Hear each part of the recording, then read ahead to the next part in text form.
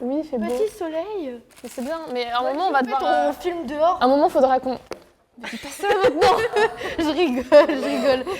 En plus, je t'ai donné le choix, je te dis, on peut se mettre. Non, je t'ai dit ça juste pour t'embêter. Ok. E, c'est même plutôt un E accent aigu. E accent aigu comme échec. Donc, quel est ton rapport à tes échecs? Alors, tu vois, les échecs, j'en ai vécu. Hein. Pas obligatoirement des échecs cuisants qui te mettent KO. Des fois, j'ai vécu certaines relations et fins de relations, ruptures, que ça soit amoureuse ou amicale, comme des échecs. Après, aussi échecs, genre même dans ma vie de manière générale, je pense que pour l'instant, j'en ai pas vécu beaucoup. Mais je pense qu'il faut encore en avoir quelques-uns, parce que je pense qu'à partir de ça, tu te votres un bon coup. Et après, tu remontes, tu vois. Et genre, après, c'est ascension. Quand on disait, par exemple, par rapport au destin, c'est ce truc-là de... Après coup, tu te rends compte que, ok, j'ai vécu un échec et tout, mais en fait, c'est peut-être mieux comme ça. Et par contre, je ne saurais jamais comment ça se serait passé, tu vois, autrement. Par exemple, un de mes derniers échecs, tu vois, scolaires, c'est pas avoir été pris pour le BTS que je voulais faire. Et je me retrouve ici avec toi en train de parler à cette caméra, tu vois. Donc pour moi, c'est pas un échec du tout, tu vois, Ouais, je vois. au final. Mais sur le moment, ça peut en être un. On a fait un quart du podcast. Let's go. Ouh, enfin, on a fait un quart, on a fait une feuille sur 4. Je vais tester un truc avec la lumière. À tout moment, je fais de la big merde. Parce que je me dis, à un moment ou un autre, il n'y aura plus de lumière dehors. Est-ce qu'on ferme les volets? Bah, c'est ce que je suis en train de me dire. Est-ce qu'on ferait pas un truc maintenant pour la lumière? Parce que sinon, on va être complètement... En vrai, par contre, les lumières sont allumées normalement dans la salle. Ouais, c'est ça. Du coup, c'est pour ça que je me dis, est-ce qu'on n'éteindrait pas comme ça? Attends, comment on fait? Non, ça va être très On perturbant. voit rien du tout. Allez hop, on rallume. On avance? On enchaîne? Alors, F comme Freud. Il paraît que tu aimes bien Freud, surtout pour son travail sur la psychanalyse. Pourquoi est-ce que tu as un aussi grand intérêt sur la psychanalyse? Qu'est-ce qui te fascine? Qu'est-ce qui t'intéresse? Alors, ce qui m'intéresse, c'est pas tellement les études et les résultats, et en tout cas, lui, sa vision sur certaines analyses par rapport à certains cas. Il a tout ce truc-là de un peu lié à Le complexe d'Oedipe. complexe d'Oedipe, Ouais. voilà. En fait, ce qui se passe, c'est que j'apprécie son travail, pas dans le sens où genre je suis fan de tout ce qu'il fait et tout ce qu'il dit me plaît, tu vois, et j'adhère. Mais c'est plus, j'aime la façon, on va dire, dont il a tenté de pouvoir expliquer, tu vois, aussi tout ce qui est rêve, etc. Et de tout son travail sur l'inconscient et tout ce qu'on réussit pas à percevoir. Et je pense que c'est super intéressant de faire des recherches là-dessus et d'essayer d'expliquer les choses, même si ces explications sont peut-être pour certaines personnes foireuses et leur plaît pas, et moi ne me plaisent pas toutes, hein.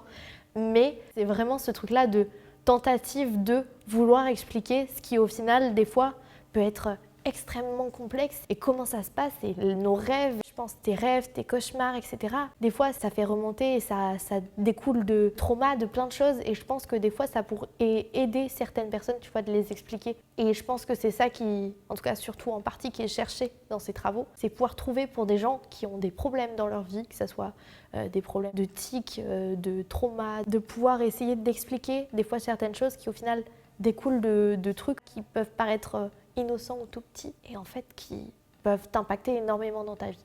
Ce qui, moi, m'intéresse là-dedans, c'est pas obligatoirement ces explications, toutes ces interprétations. C'est plus la vision globale et sa volonté, en fait, de ce qu'il voulait faire, en fait, dans ses recherches. Ouais, J'ai bugué, d'accord. t'inquiète. Toi aussi, on entend un bruit derrière. Y a quelqu'un? Non? Bon.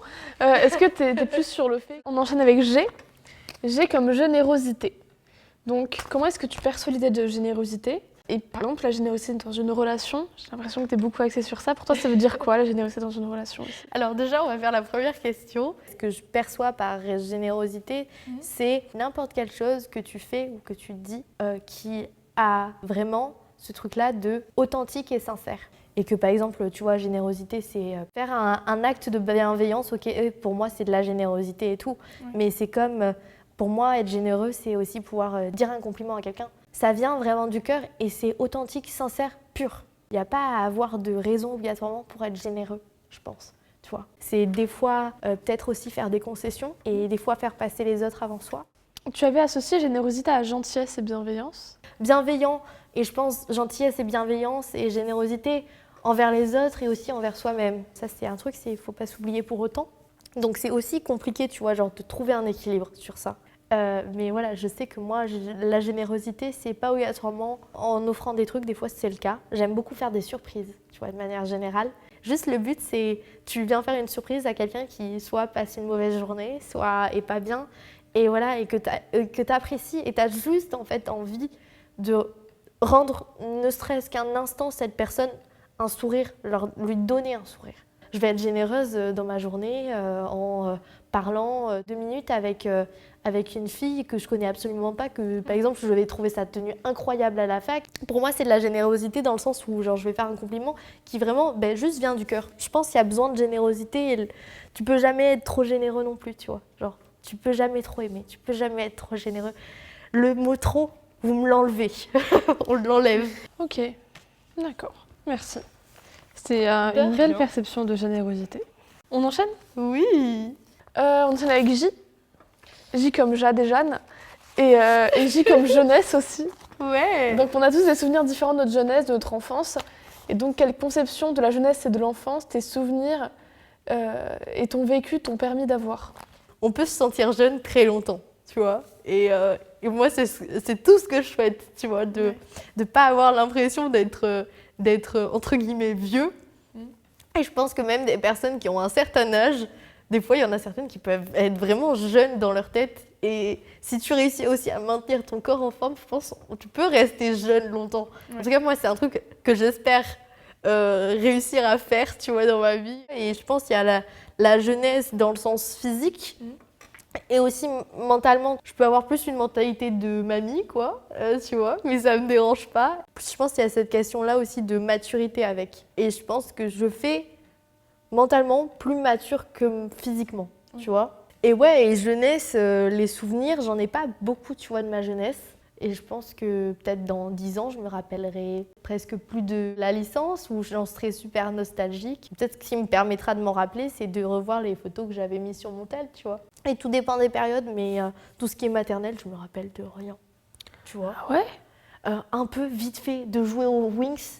C'est comme par exemple, vraiment anecdote, en soi, ma première relation, je l'ai eue, j'avais 3 ans. Le gars avec qui j'ai été en maternelle, mon amoureux. Elle a duré 5 ans, la relation. Forcément, relation longue, si ça dure que 3 jours, j'y crois pas. La relation a duré mes 3 années de maternelle. Bah voilà, c'est ça, c'est ce que je disais, relation longue, forcément. Mais en fait, c'était plus, au final, mon meilleur pote, tu vois, qu'autre chose. Enfin, oui, c'était vraiment genre, on adorait se rouler dans l'herbe tous les deux. Je vois quand même que j'ai beaucoup changé. Bah, tu te roules plus dans l'herbe, j'espère. Non. Moins souvent, quoi. Enfin. Jamais. Quand j'étais petite, tu vois, je sais, par contre, j'étais très casse-cou, tu vois. Okay. Ce qui n'est pas du tout le cas maintenant. C'est vrai que ça a changé un peu. Je me suis apaisée avec le temps, je pense aussi. J'ai plus des souvenirs de ma jeunesse quand il y a eu des moments pas cool, des trucs qui allaient vraiment pas bien, tu vois. Moi, je sais que ce que j'ai, en soi, des fois, c'est des trucs tout débiles, mais genre, je m'en rappelle parce que genre, vraiment, je sais qu'à ce moment-là, j'étais juste heureuse et c'était vraiment un beau moment de vie. C'est tout. C'est les souvenirs que j'en ai, tu vois. J'en ai pas beaucoup, mais ils sont vraiment bons à chaque fois, hormis le collège. Ah, c'est là, c'est la phase. Le collège, on en parlera dans un autre mot. La jeunesse, tu vois, déjà, que, quand tu dis ce mot-là, c'est qu'à un moment donné, tu te rends compte que t'as été plus jeune avant, et là, maintenant, tu commences à être vieux. Et déjà, par exemple, tu vois, là, maintenant, je peux me dire, tu vois, et ça me fait très bizarre de me dire, ok, je suis en L2, et genre même, tu vois, je vois ma jeunesse quand j'étais au lycée. Et je vois comment je suis plus du tout par rapport à certains trucs et comment j'ai méga évolué sur d'autres trucs et je suis là, waouh! Et je suis juste trop fière. Et ok, au lycée, t'es arrivée au début, t'étais une toute petite chose, super timide, détruite par le collège. Et déjà au lycée, j'ai évolué, je le sais, tu vois. Ouais. La Jeanne, même d'il y a 2 ans, plus la même. Hein. On peut changer très rapidement et je pense que c'est aussi un truc super intéressant, la capacité de changer.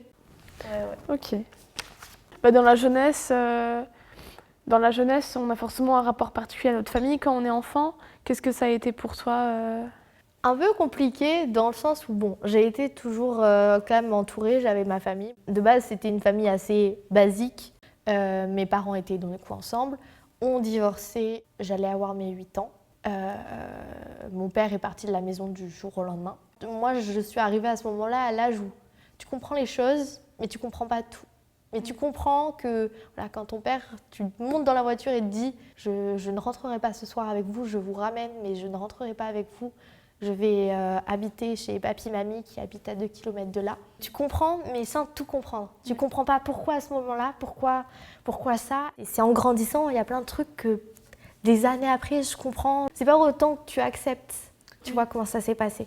Mais tu comprends les choses. Donc je connais aussi les modèles, tu vois, un peu de famille monoparentale. Oui. Donc, du coup, ma mère au début, jusqu'au divorce, en fait, il n'y avait pas de cadre et c'est souvent mon père qui débarquait, mais comme ça en fait. À partir du moment où il y a eu un divorce, ça a été très compliqué au début, mais ça a permis de mettre un cadre. Et que, par exemple, mon père, on allait le voir toutes les 2 semaines. Nous, surtout, le but, c'était on trouve un équilibre, moi et mon frère, et qui ne nous déstabilise pas non plus et ne nous empêche pas de voir mon père, ni ma mère, qu'on les voit tous les deux, et qu'on soit quand même dans un truc équilibré pour pouvoir avoir une vie équilibrée. Et ma mère, pendant le divorce, a toujours fait en sorte de faire passer nos intérêts d'abord. Je pense beaucoup, par exemple, tu vois, de divorce ou quoi, se passe mal parce qu'en fait, c'est les parents qui s'entretuent entre eux. Le souci, c'est que au milieu de tout ça, il y a les enfants. Et c'est pas eux qui doivent trinquer pour tout ça, tu vois, du tout.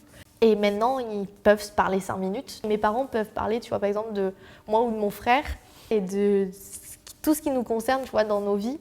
Et voilà, et de vouloir le meilleur pour nous. Oui, je vois. Donc ouais. Et puis aussi, quand on grandit, on a une perception différente de nos parents. Ouais. On se rend compte qu'en fait, ils sont comme nous. Et ils comprennent rien non plus.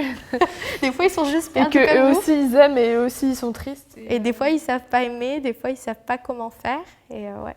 Puis ça, on s'en rend compte en grandissant, malheureusement. Oui. Mais c'est comme ça. Ok, merci beaucoup.